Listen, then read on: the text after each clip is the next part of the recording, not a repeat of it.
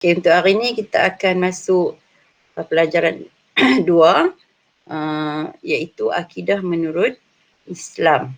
Okey, baik, pelajaran 2 saya teruskan. Dalam pelajaran 2 ni, standard kandungannya ialah melaksanakan pegangan akidah yang memenuhi tuntutan hukum syarak. So dalam Islam kita ada akidah, kita ada ibadah, kita ada akhlak. Jadi pelajaran 2 ni kita fokus kepada akidah menurut Islam. Apa dia akidah? Jadi untuk standard pembelajaran, yang pertama kamu kena tahulah apa itu konsep akidah menurut hukum syarak. Kan? Menurut syarak apa dia yang dikatakan akidah? Okay, sangat untunglah kamu belajar tajuk ni sebab ambil tasawuf ni dia boleh memantapkan lagi ilmu kamu dalam pendidikan Islam dia lain. Kan? Jadi kamu akan lebih tahu apa dia itu akidah, apa dia ibadah, apa dia akhlak, kan? So dalam akidah tu kamu boleh at least bila kamu tahu, kamu boleh cerita pada kawan-kawan kamu ataupun pada orang yang nak tahu tentang Islam, kan? Apa dia tu.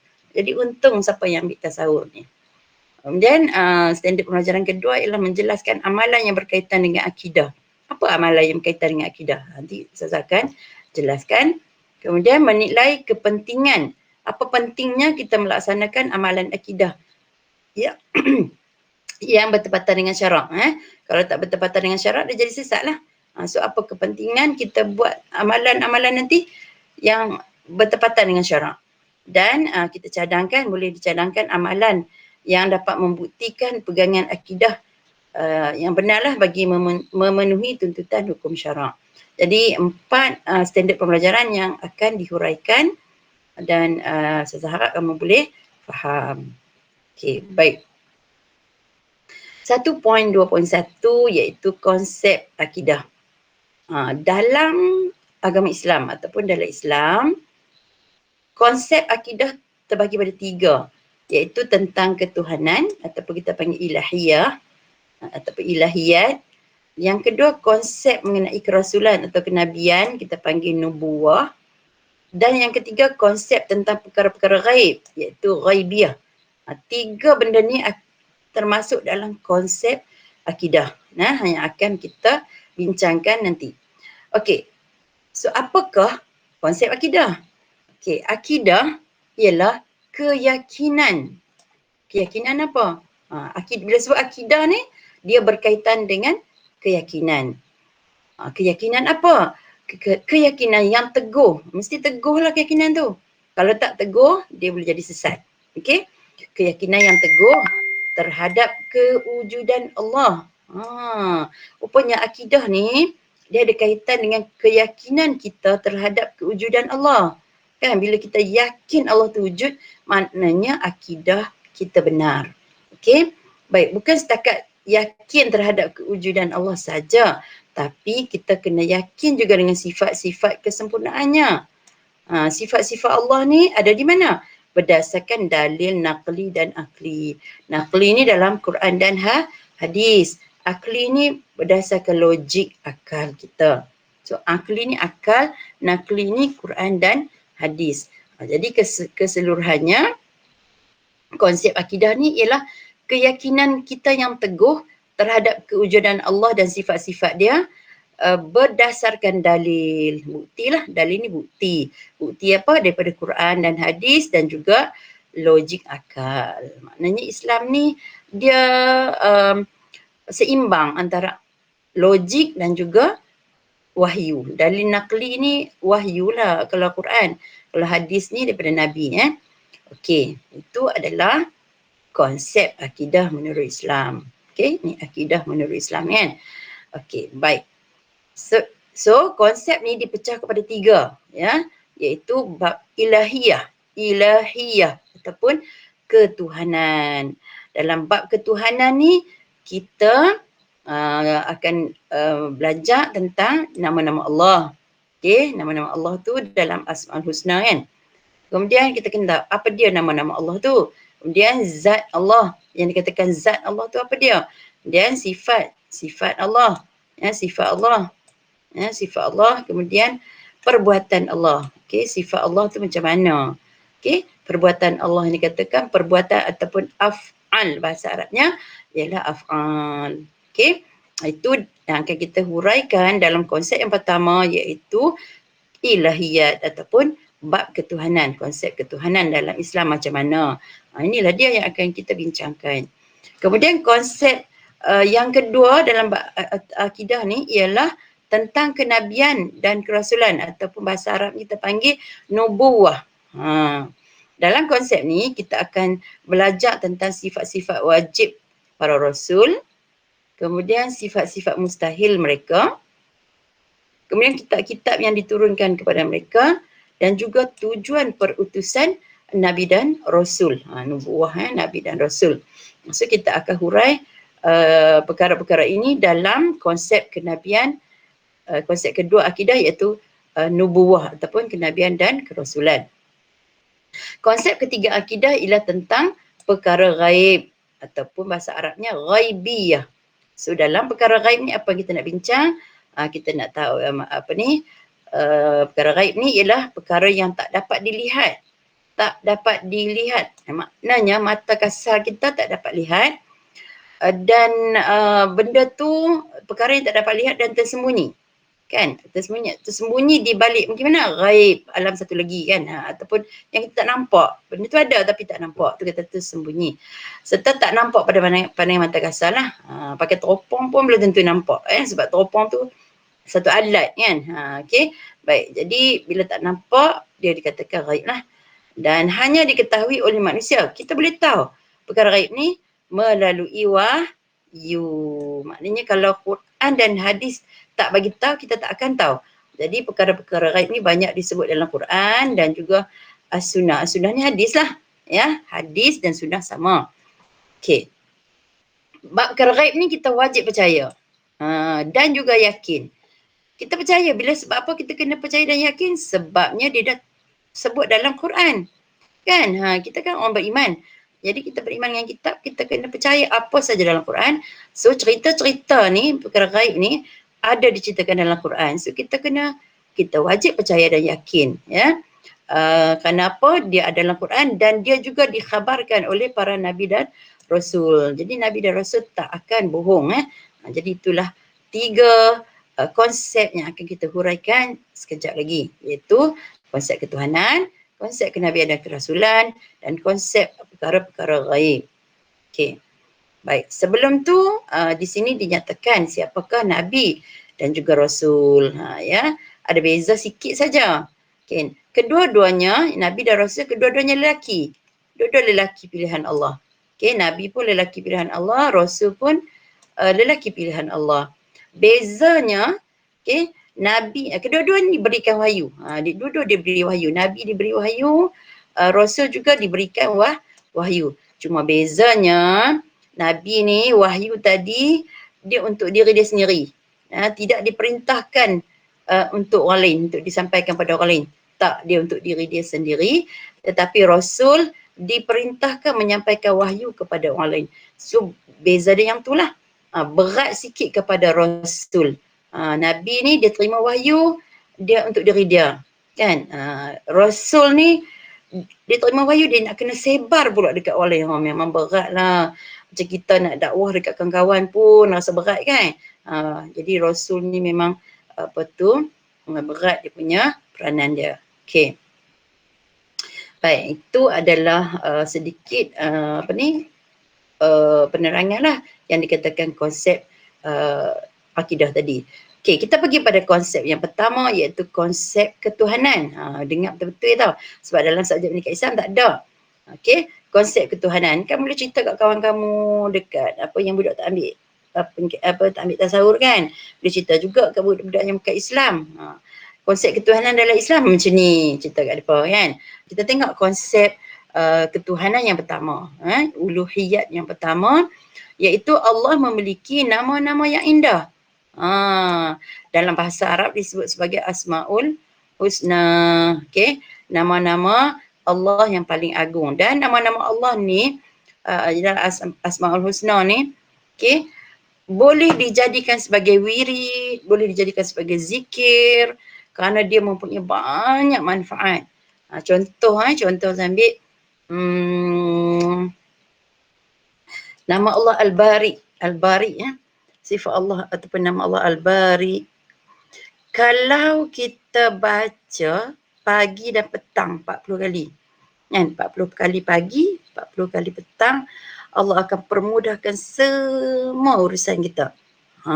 Tu nama Allah satu tu baru. Yang kita jadikan amalan.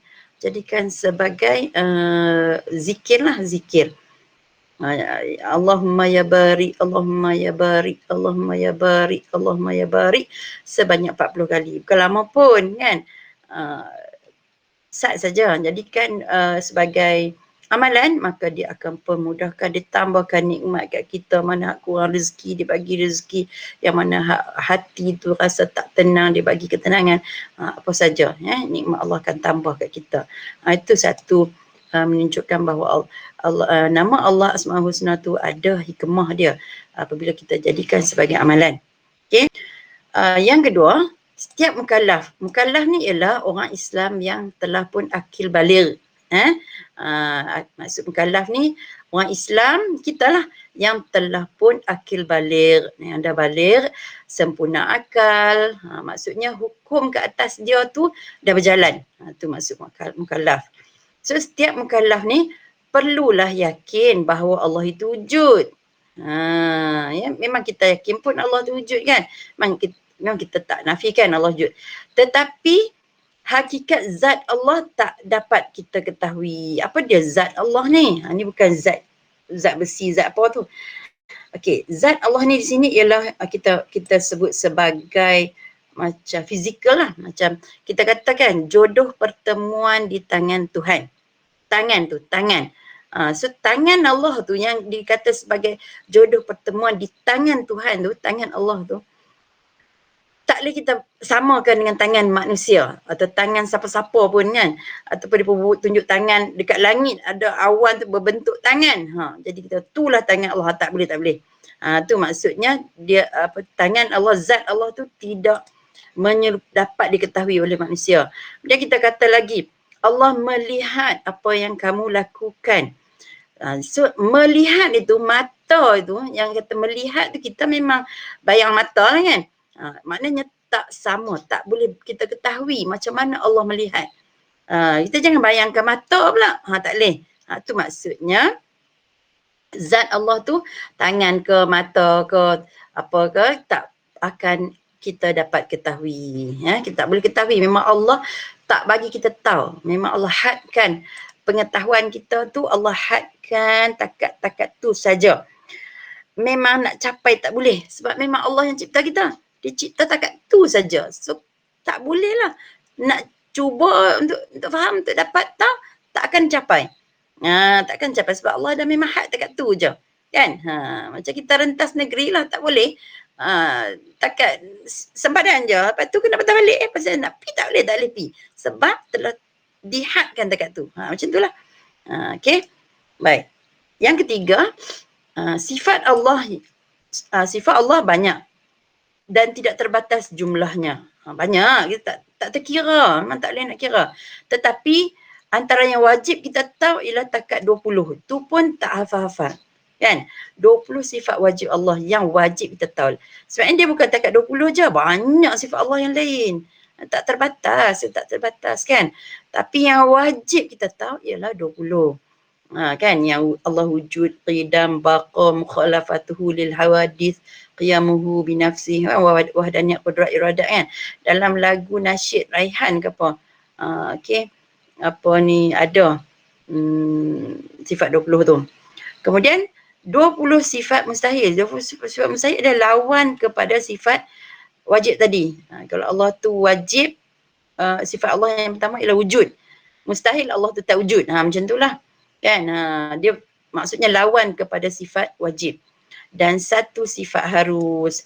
Sifat harus Allah ni ialah dia harus untuk Allah nak menghidupkan sesuatu atau nak mematikan sesuatu. Maknanya terpulang pada Allah. Harus kepada Allah nak menjadikan ataupun tak mau jadikan. Itu satu sifat dia. Harus bagi Allah nak mengadakan ataupun tidak mengadakan. Itu terpulang, terserah kepada Allah. Itu maksud satu je sifat harus bagi Allah. Okay. Baik. Kemudian yang keempat dalam konsep ilahiyat ni, perbuatan Allah adalah yang katakan af'al perbuatan Allah. Af'al tu ialah perbuatan Allah, iaitu setiap perlakuan yang dilakukan oleh Allah adalah dengan penuh kebijaksanaan dan keadilan berdasarkan kekuasaannya, iaitu kudrat dan kehendaknya, iradat. Makna apa saja yang Allah buat ataupun buatlah kan, apa saja yang Allah buat semuanya atas kebijaksanaan dan keadilan. Dia tahu dia nak buat sesuatu tu mesti ada sebab, mesti ada tujuan, mesti ada hikmah kan. Kita mungkin kita duk awat Allah buat macam ni, awat sebab kita tak hikmah, kita tak bijak, dan kita tiada sifat keadilan di situ. Kita banyak kepada nafsu, kita banyak kepada emosi. Sebab itu kita tak boleh, kadang-kadang kita jadi tak logik, kadang kita jadi macam tak hakikat suatu benda kita tak boleh faham, sebab kita ada tak sempurna. Jadi perbuatan Allah tu adalah di atas kebijaksanaan dan keadilan dia. Inilah yang dikatakan tentang ilahiyat, ilahiyat tentang nama Allah, kemudian zat Allah dan perbuatan Allah tak sama dengan benda-benda lain. Okey, baik. Kemudian konsep nubuwat ataupun kenabian dan kerasulan. Yang ni adalah sifat wajib para nabi dan rasul, iaitu bersifat benar. Bahasa Arab dia as-sadiq, bahasa Melayu dia bersifat benar. Para nabi dan rasul bersifat benar. Memang Allah Ta'ala jadikan mereka bersifat benar sebab mereka nak sampaikan apa yang mereka nak sampaikan adalah wahyu Allah. So wahyu Allah adalah bersifat benar. Ya. Kemudian sifat yang kedua bagi para nabi dan rasul ialah amanah. Mereka mempunyai sifat amanah, nak menyampaikan wahyu Allah. So bahasa Arab dia al-amanah, bahasa Melayu dia amanah. Kita pinjam kataan bahasa Arab. Kemudian sifat yang ketiga bagi para rasul dan nabi ialah at-tabligh. Maksud tabligh ni bahasa Arab, maksudnya ialah menyampaikan dalam bahasa Melayu. So sifat nabi yang ketiga atau rasul yang ketiga ialah menyampaikan. Sebab dia nak menyampaikan apa? Menyampaikan wahyu. Yang ni dia benar, betul-betul dia benar untuk menyampaikan wahyu. Yang ni dia amanah dalam menyampaikan wahyu. Yang ni dia menyampaikan wahyu yang diturunkan kepadanya. Dan mereka dibekalkan dengan sifat al-fatanah, iaitu bijaksana. Walaupun kita tengok Nabi dan Rasul itu, mereka macam contoh Nabi Muhammad SAW, walaupun dia adalah seorang yang tidak berpeluang untuk belajar, walaupun baginda adalah seorang yang ummi atau buta huruf, kan? Memang Allah Ta'ala sengaja menjadikan kisah hidup, kan Allah bijak menetapkan sesuatu kan. Kisah hidup Rasulullah yang daripada kecil lagi dah diuji dengan kematian ibu bapa dia, duduk dengan orang. Kesusahan yang Allah bagi ketika kecil tu sebenarnya berguna untuk Rasulullah ketika dia nak berdakwah nanti. Sebab dia kena menjadi seorang yang cekal. Nak menyampaikan dakwah tu dia kena cekal. Jadi daripada kecil lagi dia dah biasa dengan ujian. Jadi bila dia dah dewasa nanti, dia akan menerima berbagai-bagai rintangan lagi yang mana dia boleh bawa diri dia sebab daripada kecil lagi dia dah diuji. Macam tu. Memang kira kita sebut sebagai sunnatullah. Ketentuan Allah dia memang begitu. Dan sunnatullah kepada Nabi Muhammad juga ialah dia seorang yang buta huruf. Ada tujuannya. Kan kita duk fikir kenapa nampak macam buta huruf macam tak pandai kan? Sebenarnya dia bijak. Rasulullah sangat bijak kan, macam mana dakwah dia boleh diterima ramai sebab dia ada hikmah kebijaksanaan dia. Cuma kenapa dia dijadikan sunnatullah atau ketentuan Allah tu, dia seorang yang ummi, buta huruf. Sebab dia ada sebab dia. Sebab nanti kalau kata Rasulullah belajar tinggi-tinggi, dapat mahir dalam bidang bahasa, nanti musuh dia akan tuduh Rasulullah yang cipta Quran. Kalau dia memang pandai menulis, pandai pakar bahasa, dia akan tuduh, dia bolehlah buat Quran, dia pakar bahasa. Kan? Dia belajar tinggi macam itulah contoh. Sekarang ni depa tak boleh nak tuduh Rasulullah yang cipta Quran sebab Rasulullah tak belajar ke bidang bahasa, grammar bahasa Arab, nahwu apa semua tu tak belajar. Kan? Jadi macam mana dia nak buat Quran? Jadi ketentuan Allah itu, sunatullah atau ada sunatullah Allah itu ada sebabnya. Sebab tu kita Allah tu bijaksana. Kan? Bukan dia buat tu sia-sia. Jadi kita ada budak tanya, Ustazah kenapa Allah jadikan ketentuan hidup Rasulullah itu Allah tentukan sebagai buta huruf? Ada sebab. Macam itulah. So sunatullah Allah itu ada atas kebijaksanaan dia ataupun ketentuan Allah itu apa yang Allah jadikan itu atas kebijaksanaannya. Jadi bijaksana ni semua Nabi dan Rasul Allah bagi kelebihan bijaksana. So 4 sidik, amanah, tabligh dan fatanah. Itu pun bahasa Melayunya benar, amanah, menyampaikan dan bijaksana. Okey, baik. Kemudian perkara yang mustahil lah. Dia ada lawan dia kan. Mustahil bagi Nabi atau Rasul bersifat al-kizb, al-khiyanah. Yang pertama kizb, yang kedua khiyanah, yang ketiga al-kitman, yang keempat al-baladah. Ini bahasa Arabnya. Okay, bahasa Melayunya apa? Al-kizbu, maksudnya bohong. Jadi mustahil lah Nabi dan Rasul itu bersifat bohong. Sebab mereka benar kan? So mustahil mereka bohong. Ini lawan kepada sifat yang wajib tadi. Okey. So mustahil juga Nabi itu pecah amanah. Mereka telah amanah, mustahil mereka pecah amanah ataupun khianat. Al-khianah.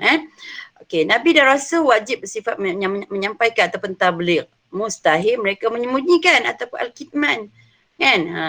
Sebab kalau mereka menyembunyikan, dakwah tak sampailah dekat kita. Kan? Dan mustahil para Nabi itu baladah ataupun bodoh. Sebab mereka memang Allah jadikan bijaksana. Nak berhujah dan sebagainya. Okay? Jadi lawan kepada sifat wajib adalah sifat mustahil. As-sidiq lawannya al-kizib atau al-kizbu. Amanah lawannya al-khiyanah. At-tabligh lawannya al-kitman. Al-fatanah lawannya al-baladah. Okey, baik, ini adalah sifat Nabi dan Rasul. Yang ketiga ialah kitab. Kitab yang diturunkan kepada para Nabi dan Rasul. Okey, Zabur kepada Nabi apa? Betul. Zabur kepada Nabi Daud. Taurat kepada Nabi Musa. Injil kepada Nabi Isa. Dan Al-Quran adalah pelengkap kepada ketiga-tiga kitab ni, iaitu Al-Quran kepada Nabi Muhammad sallallahu alaihi wasallam. Okey, jadi apa sahaja yang terkandung dalam kitab Zabur, Taurat dan juga Injil telah dimasukkan di kita panggil kompres lah, merge dalam Al-Quran, masuklah Quran dah. So ketiga-tiganya termansuh dah lah sebab dah ada duduk dalam Al-Quran. Okey, apa kandungan kitab Zabur, Taurat dan Injil? Ketiga-tiga kitab ini kandungannya ialah tentang mengesahkan Allah, tentang akidah saja. Tentang mengesahkan Allah. Sebab waktu tu manusia Nabi diutuskan kepada kaumnya untuk mengajak kaum dia mengesahkan Allah. Masa tu kan dia perlu sembah macam-macam. Sembah patung lah, sembah batu lah, macam-macam berhala lah, matahari lah, macam-macam dia sembah. So, kitab-kitab ini adalah menerangkan bahawa Allah itu satu yang wajib disembah. Jadi dia tak banyak lah seperti Quran. Al-Quran ni dia ada ayat yang menyentuh tentang akidah, suruh menyembah Allah yang satu. Ayat tu apa yang terdapat dalam Taurat, Zabur dan Injil lah. Kemudian ada syariat, ada akhlak, ada sejarah, ada semua dalam Quran terkandung dengan semua bidang ilmu dalam tu. Ada akidah, ada fiqh, ada syariat, ada akhlak, ada undang-undang, ada tentang sejarah, ada tentang geografi, ada tentang sains, semua dalam Quran. So dia pelengkap. Tetapi tiga kitab tadi tu dia hanya bab Tuhan, ketuhanan saja. Dan ketiga-tiga ajaran yang terdapat di dalam Taurat, Zabur dan Injil ni telah pun ada dalam Al-Quran. Itu maksud dia. Okey. Kemudian yang keempat, peranan Rasul dan Nabi. Okey, pertamanya mereka menyeru manusia, mana berdakwah lah. Menyeru manusia supaya apa? Mentauhid dan menyembah Allah. Menyembah Allah ni kita sujud kepada Allah yang satu. Tidak ada Tuhan lain melainkan hanya satu, iaitu Allah. Itu maksud mentauhidkan ni, makna tauhid ni mengesahkan Allah. Percaya. Kan kita kata konsep tauhid tadi percaya kan? Mentauhidkan maknanya mengesah, percaya bahawa Allah itu satu dan hanya Allah saja yang layak disembah. Jadi inilah yang mereka seru semua Nabi dan Rasul daripada Adam sampai Nabi Muhammad sallallahu alaihi wasallam. Inilah yang mereka buat yang pertama sekali peranan mereka. Yang kedua ialah ini lebih kepada Rasulullah SAW, Nabi Muhammad SAW mengajar manusia cara beribadat yang betul. Sebab dalam Quran dia hanya ayat yang umum. Contoh aqimis solah. Aqimis solah. Dalam Quran ada ayat suruh kita mendirikan solat. Aqimis solah, dirikan solat. Tetapi tak dihurai bagaimana cara dia, rukun-rukun solat, niat solat, syarat-syarat sah solat, tak dihurai dalam Quran. Nak dihurai di mana? Nabi, iaitu hadis Nabi yang menghuraikan, sunnah Nabi, hadis sunnah lah, menghuraikan apa yang Quran sebut tadi. Sebab apa tak dihurai dalam Quran secara terperinci? Sebab kalaulah dihurai dengan terperinci dalam Quran, Quran tak jadi 30 juzuk, dia jadi beribu-ribu juzuk. Setakat 30 juzuk tu pun nak khatam punyalah payah. Kan? 30 juzuk pun nak khatam teruk. Sampai ketika khatam 4 atau 5 tak habis-habis, tak khatam lagi. Kalaulah beribu-ribu juzuk tak tahu. Kan? Jadi Allah tu maha tahu kelemahan kita. Dia yang ciptakan kita. So, Quran hanya bagi sebut perkataan ataupun menyuruh tentang sesuatu ibadat. So, Nabi lah, Rasul lah yang berperanan untuk mengajar kita cara beribadat yang betul melalui sunnahnya. Okay?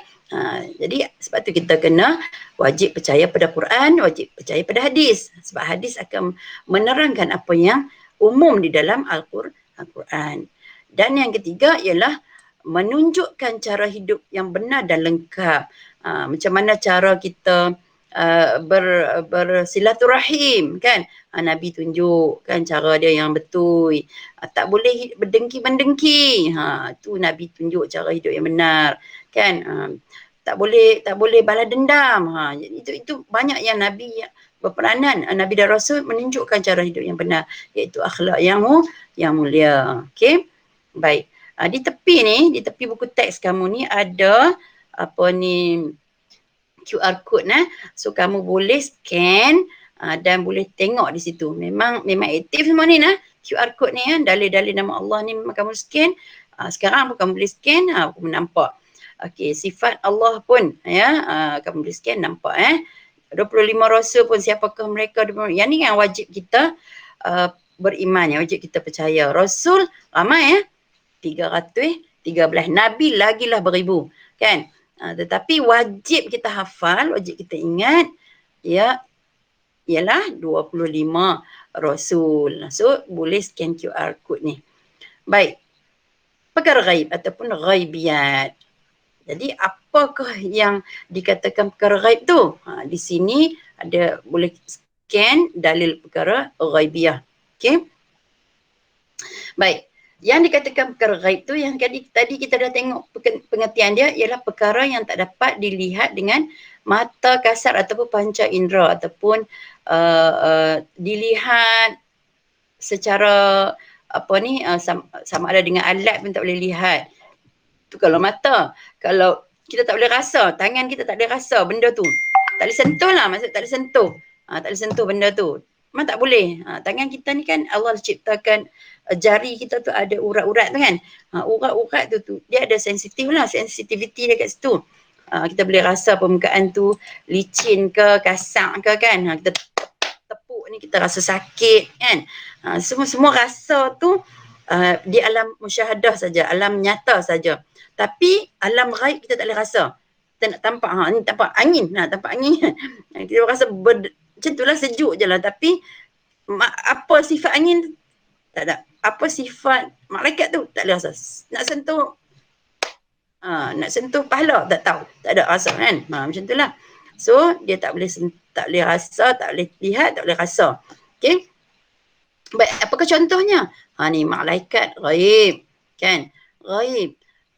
Kemudian iblis juga ghaib, tak nampak. Kalau dia nampak pun, kalau dia menjelma depan kita, buat iblis, syaitan, jin. Okey, ni lagi orang tanya apa beza. Okey, lagi. Okey, benda-benda ni dia boleh nak mengusik kita, dia menjelma je. Tapi kalau kita pergi nak pegang, sentuh, dia tak dapat. Ya. Dia menjelma tu dan tak semua orang boleh melihat. Iblis ni yang duk bisik kita ni. Syaitan yang kadang-kadang dia ada menyerupa kan. Begitu juga dengan jin. Jin dia ada pecahan dia.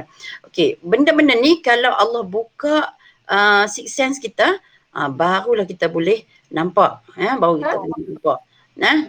Okey. Kalau normal, manusia normal, memang Allah ghaibkan, memang tak boleh nampak. Kecuali yang ada kelebihan yang Allah saja bagi, adalah sebabnya kan.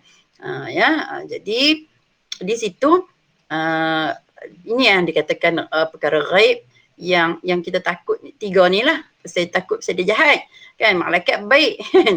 So kita tak takut kat malaikat, cuma kita takut dia tulis dosa kita. Kena ada rasa takut tu. Kalau kita buat dosa, takut malaikat tulis, malaikat Atik ni belah kiri kita ni duk tulis sakan kan, Raqib duk rehat je, tak maulah macam tu. Okey. Baik, jadi iblis, syaitan dan jin. Iblis ni ketua segala dia adalah ketua segala jin dan syaitan lah. Dia masa cerita kisah dia menghasut Adam dan Hawa kan dalam syurga tu. Asal dia ketua ni dalam syurga dulu, tapi sebabkan Allah Ta'ala, dia ada kisah dia ya. Kalau sampai kat sekolah, Ustazah akan tunjukkan video lah tentang penciptaan iblis apa semua tu kan. Daripada kisah bermulanya dunia ni, Allah menciptakan dunia, kemudian bagaimana Allah ciptakan dunia, Allah ciptakan malaikat, iblis, lepas tu manusia. Ada nanti saya akan tunjuk bila bersemuka nanti, ada video dia. Kat sini nak tunjuk berat sangat kan. Dia kalau guna Google Meet tunjuk video dia, kalau siapa yang line slow dia tak boleh tengok. Okey. Baik, kemudian syaitan ni yang mungkin ada yang belah kan. Jin dia terbagi pada dua, jin Islam dengan jin kafir. Jin Islam tu dia beribadat pada Allah, jin kafir ni langsung tak beribadat kan. Kemudian jin Islam ni dia walaupun dia Islam tapi dia jin tau, dia mengusik manusia juga. Kadang-kadang dia masuk dalam tubuh manusia.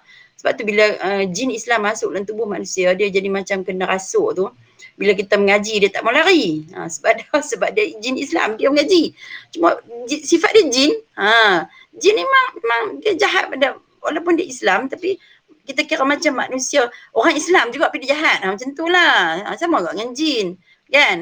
Sama juga jin, dia Islam tapi dia jahat. Macam orang Islam juga tapi dia bunuh orang, dia rogol orang. Tapi dia Islam. Dia main judi. Macam tu lah. So jin ada yang yang Islam pun ada yang buat, dia nama je Islam, atas nama lah kan. Tapi yang kafir lagi teruk lah. Itu langsung lah, memang neraka lah, memang makanan neraka lah. Yang jin Islam tu apabila dia akan masuk ke dalam syurga juga. Okey. Kemudian qada dan qadar. Ni qada dan qadar. Qada ni ialah pelaksanaan. Qadar ni Allah ketentuan. Allah tentukan begini. Ni di Lauh Mahfuz Allah dah tentukan dah rezeki kita banyak mana, jodoh kita siapa kan, tentukan. Qada ialah berlaku semasa. Apabila kita sampai pada waktu tu, akan berlakulah apa yang telah ditakdirkan kepada kita. Tadi disebutkan qada. Qada ni pelaksanaan semasa. Qadar ni telah ditentukan di Lauh Mahfuz sebelum kita ada lagi lah. Okey. Untuk pada setiap makhluk. Okey. Yang ni pun tak nampak. Memang tak nampak. Memang tak nampak. Sebab apa tak nampak? Sebab Allah memang hadkan, bataskan kita punya pemikiran. Seperti mana Ustazah kata tadi, kita nak pergi ke sempadan, ke Kedah tak boleh pasal terbatas. Kita tak boleh melepasi sempadan sebabkan COVID-19 ni. Macam itulah. So tak akan boleh lepas. Okey, baik. Tak kira lah yang ada surat. Maksudnya itu lain cerita nah. Okey. Baik, alam ghaib yang lain ialah alam barzah, itu alam kubur. Kenapa dia ghaib? Sebab yang kita nampak tu adalah kubur tanah. Manusia akan dikebumikan, jasad yang orang yang dah mati akan dikebumikan di tanah. Sebab apa tanah? Sebab kenapa tak dalam air? Kenapa tak bakar je? Sebab jasad kita ni asalnya daripada tanah kan. So hanya tanah saja yang boleh kita punya isi-isi kita ni boleh serap dalam tanah macam tu. Kalau api tu dia terbakar lepas tu tinggal rangka kan. Lepas tu nak tak mana abu-abu mah. Kan? Jadi dia memang tak. Dan bila bakar satu lagi menunjukkan siksa. So tanam dalam tanah kerana tanah kita berasal juga daripada tanah. Okey. Kemudian dia ghaib sebab apa? Yang dikebumikan dekat tanah tu adalah jasad kita. Lepas tu yang ghaibnya apa? Balasan dalam tu kita tak boleh tahu dah. Kita tak tahu, tak ada lagi orang yang mati mangkit daripada kubur keluar mai cerita. Mai buat satu kumpulan. Mai aku nak cerita kat hampa. Tadi aku baru keluar dalam barzah. Tak ada. Memang tak boleh kembali semula ke alam nyata. Siapa yang telah meninggal dunia, dia berada di satu alam yang disebut alam barzah yang tak boleh dia nak patah balik mai ke alam nyata ataupun alam dunia. Macam kita dah melepasi alam rahim ibu. Kan, kita tak boleh patah balik nak masuk rahim ibu dah, nak masuk dalam perut mak kan, nak masuk dalam rahim ibu. Tak boleh patah balik. Macam tu juga orang yang berada di alam barzah, dia tak boleh patah balik ke alam nyata ataupun alam dunia. Okey. Tapi ada orang tanya, tu Ustazah yang orang duk nampak roh lah, berkeliaran.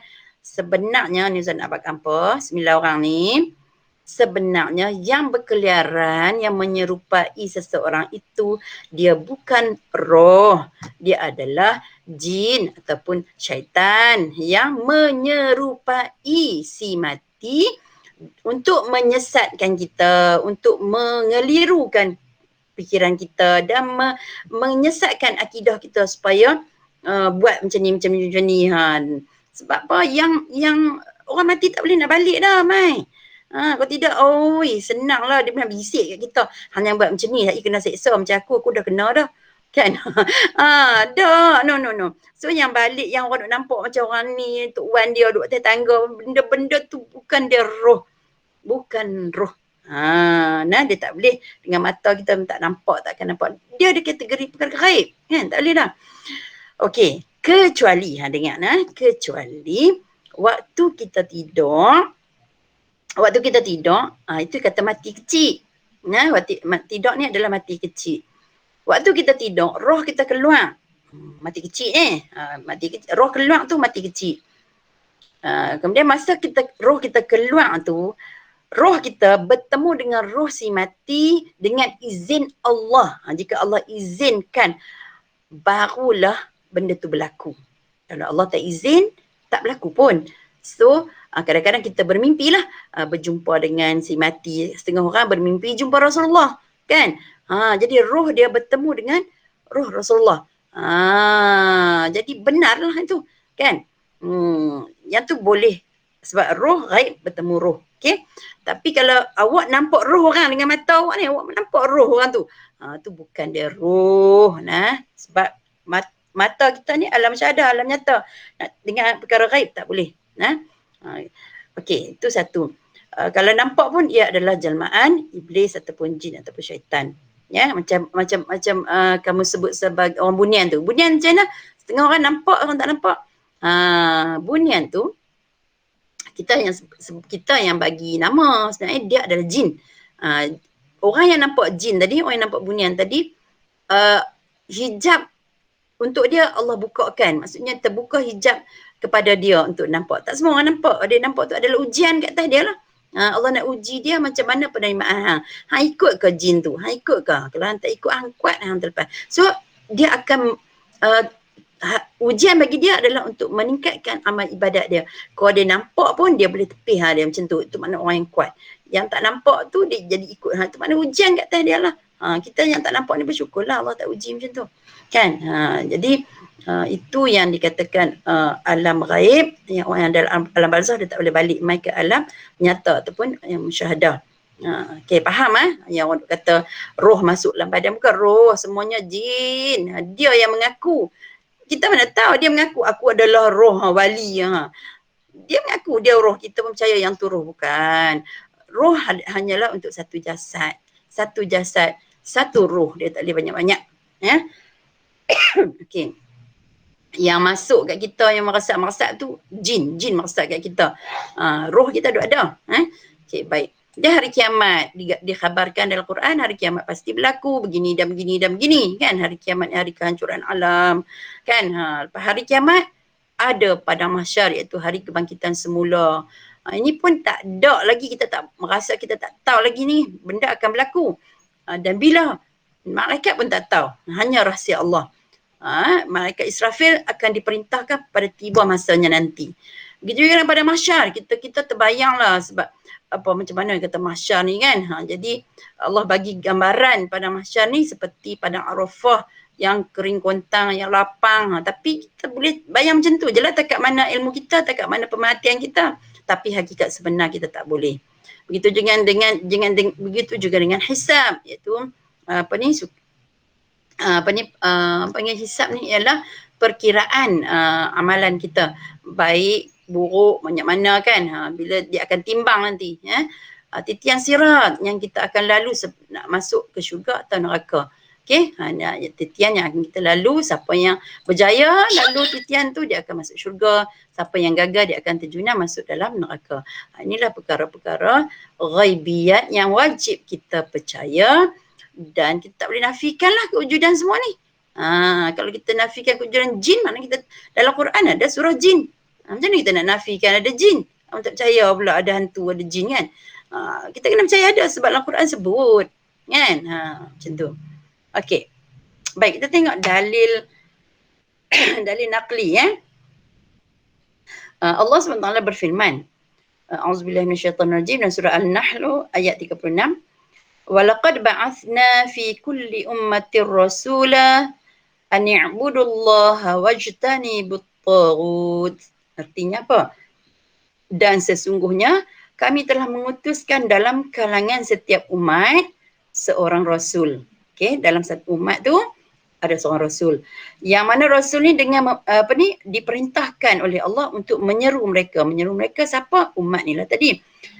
Dan hendaklah kamu menyembah Allah dan jauhilah taghut. Okey, sembah. Jadi dalam seruan tu suruh umat umat ni tadi menyembah Allah dan jauhi taghut. Apa dia taghut? Syaitan. Ya, ada orang sembah syaitan. Berhala, ada orang sembah berhala. Roh-roh, ada orang sembah roh macam Cina, Buddha apa semua kan. Roh-roh tu nenek moyang kan. Kemudian serta apa sahaja yang disembah selain Allah. Jadi diperintahkan Nabi dan Rasul ni supaya mengajak umat menyembah Allah dan menjauhi benda-benda ni tadi. Okey. Ini adalah benda-benda yang ghaib. Okey, baik. So, itu habis 1.2.1 tentang konsep akidah, iaitu uluhiyat ataupun ilahiyat, nubuwah dan juga ghaibiyah. Okey. Kemudian seterusnya 1.2.2 iaitu amalan yang berkaitan dengan pegangan akidah. Kita nak tengok apa amalan yang berkaitan dengan akidah ni. Baik, sekarang kita tengok apa maksud akidah yang benar. Okey, apa yang dikatakan akidah yang benar tu?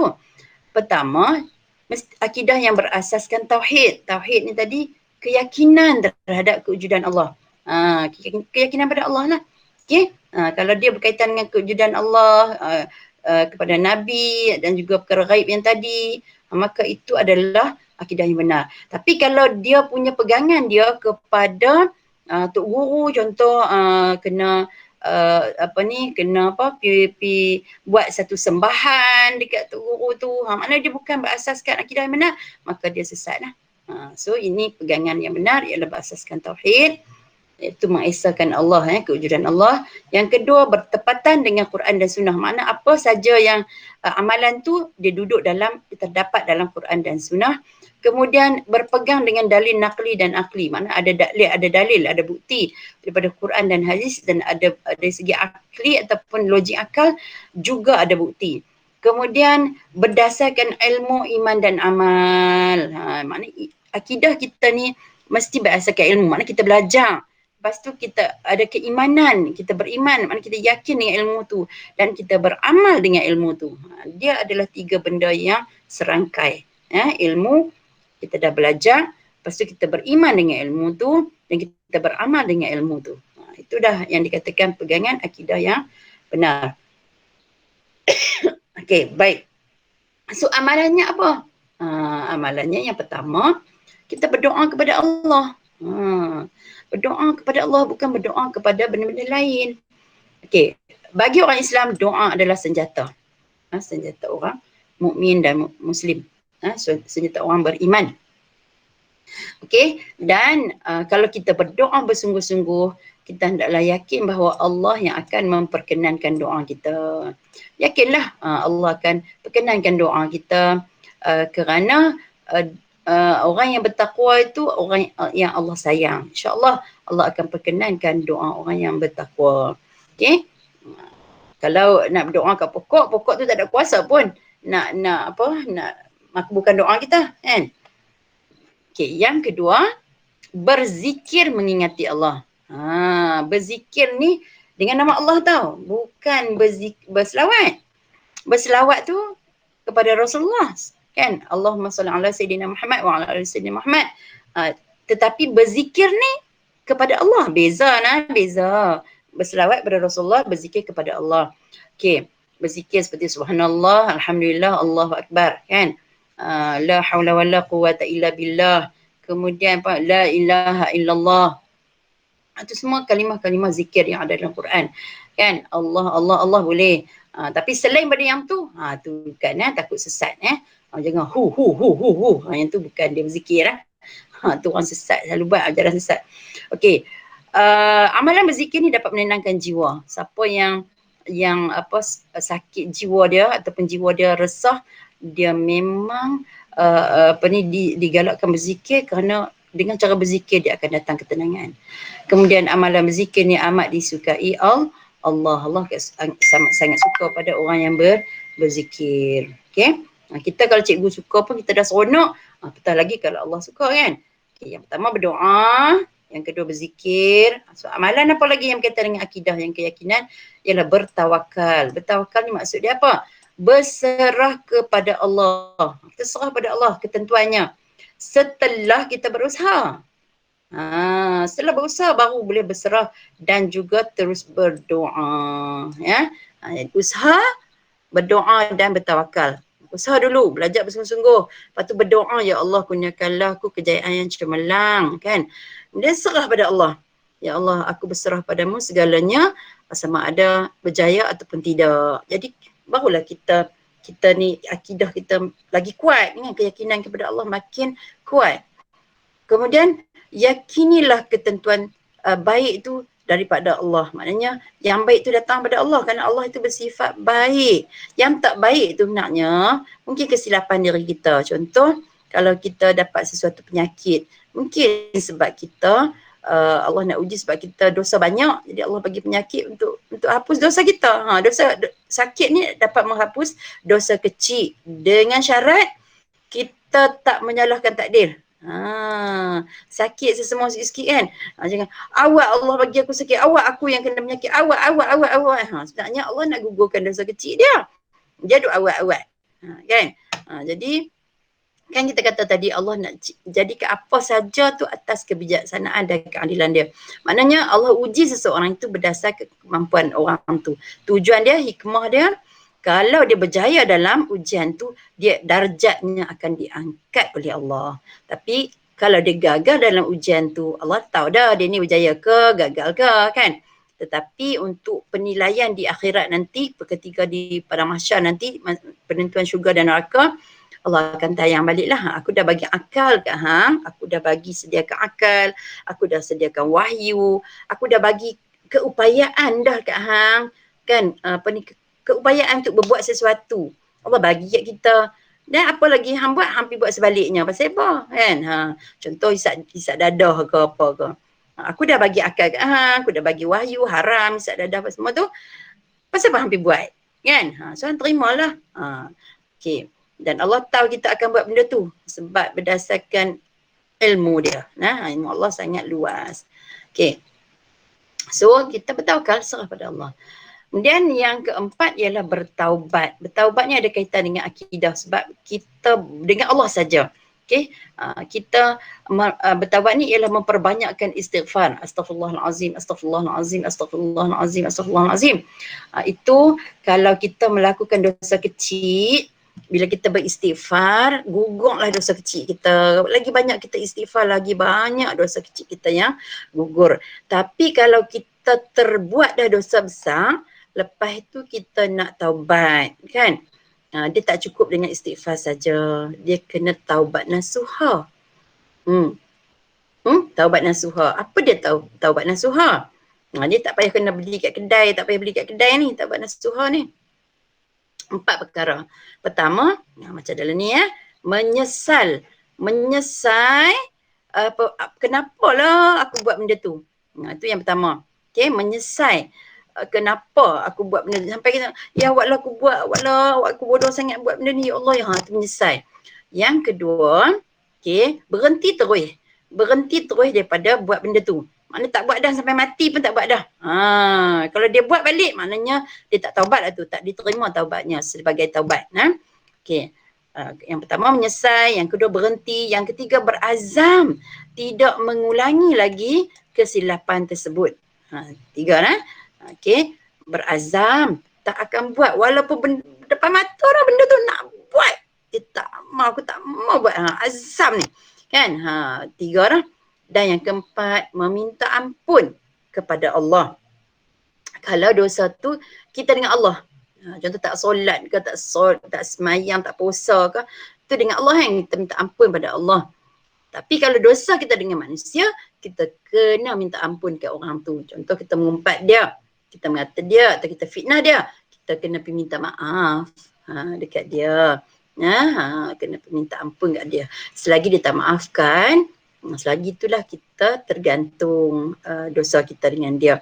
Kena cari daripada masyarakat nanti jenuh nak masuk syurga tak dapat. Sebab apa? Dosa tak diampunkan. Sebab tu kita kena saling bermaafan. Sebab tu dalam Islam kena saling memaafkan. Allah sendiri ampunkan hambanya. Nabi Muhammad Rasulullah sendiri ampunkan umatnya. So siapa kita tak mau ampunkan kawan kita? Kan? Satu lagi saya nak bagi tahu.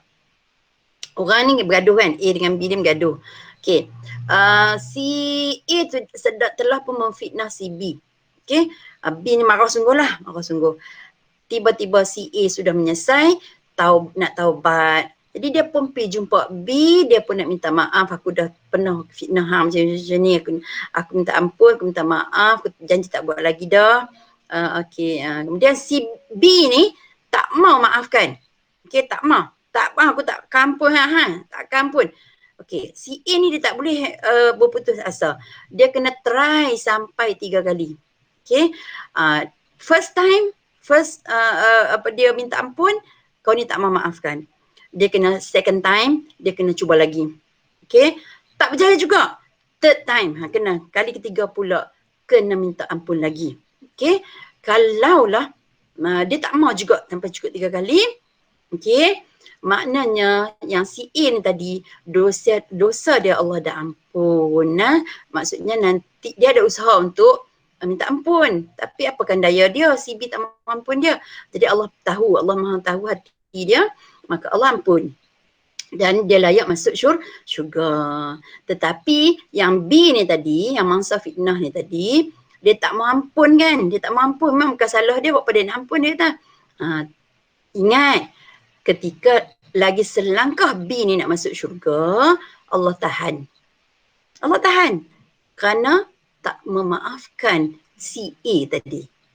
Ingat tu, 9 orang ni, jangan lena. Okey, begitu mahalnya harga sebuah kemaafan tu. Tu nampak tu. Kan? Siapalah kita tak mau maafkan orang yang dah tersilap. Dia tersilap dah. Dulu dia jahil. Sekarang dia dah sedar kan. So, maafkan dia. Ya, sakit macam mana pun. Okay. Untuk nak balas kita bukan layak nak balas pun. Hanya Allah lah yang layak membalas. Okay. Baik. Itu maksud taubat. Okay.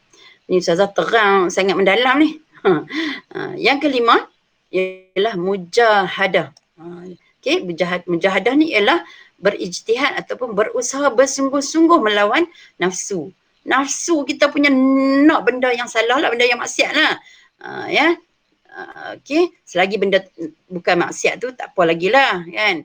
Tetapi benda tu dah tahu maksiat, dia nak juga, maka kita lawan supaya tak buat. Maka ini dinamakan sebagai mujahadah. Kemudian meningkatkan ibadah. Hari ini kita semayang fardu saja 5 waktu. Jadi kita nak bermujahadah untuk mendapat keredaan Allah ni, kita tingkatkan ibadat kita, kita buat semayang, tambah semayang sunat kan, semayang buat tahajud, tingkatkan ibadah. Itu maksudnya bermujahadah. Dan yang keenam, bermuhasabah. Muhasabah iaitu menilai dan melihat kekurangan diri. Setiap orang ada kekurangan, setiap orang ada keburukan. Jadi apabila kita nilai, kita melihat kurangnya diri aku kat sini, aku ni pemarah sangat, aku ni pendendam, so aku kena baiki diri lah, ataupun aku kena perbetulkan kat mana silap aku, dan bertaubat atas kesilapan yang telah dilakukan. Itu maksud muhasabah. Dia nilai-nilai, lepas tu dia jumpa, dia detect kan, dia punya kesilapan dia tu, cepat-cepat dia tahu, dia taubat. Okay kan, aku pernah kata kat Ustazah ni, kan, aku cepat-cepat minta maaf kan, minta ampun. Tapi dia nilai-nilai diri dia, aku semayang tak cukup ni, ada aku yang tinggal puasa semua. Maka dia bertaubat dan dia ganti qada balik. Macam itulah. Okay. Baik.